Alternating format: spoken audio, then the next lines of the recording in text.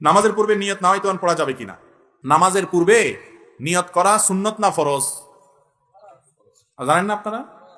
নামাজের আগে নিয়ত করাটা এটা কি সুন্নত না ফরজ? ফরজ। ইন্নামাল আমালু বিন্নিয়াত। নামাজের ফরজের মধ্যে একটা হলো নিয়ত করা, শুনেন নাই? নিয়ত করা ফরজ। নিয়ত করা ফরজ, নিয়ত বলা ফরজ না। নিয়ত বলা, নিয়ত বলা মুখ দিয়া হয়, আর নিয়ত করাটা মন দিয়া হয়। নিয়ত করাটা কি দিয়া হয়, আর নিয়ত বলে কি দিয়া?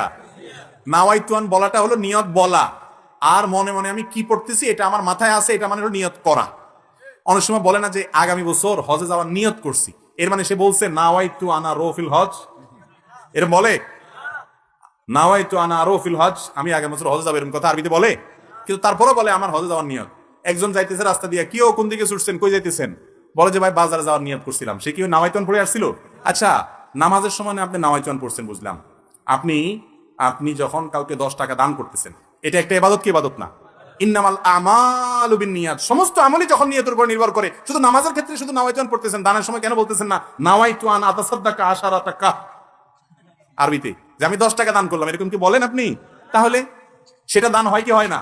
আপনার নিয়ত আছে মনে মনে, আল্লাহ তোমার খুশি করার জন্য আমি এই মানুষটাকে 10 টাকা দিলাম, বাস আল্লাহ তাআলা সব দিয়ে দিবেন। তো যে আল্লাহ এটা বুঝে, আল্লাহ নামাজটা বুঝে না?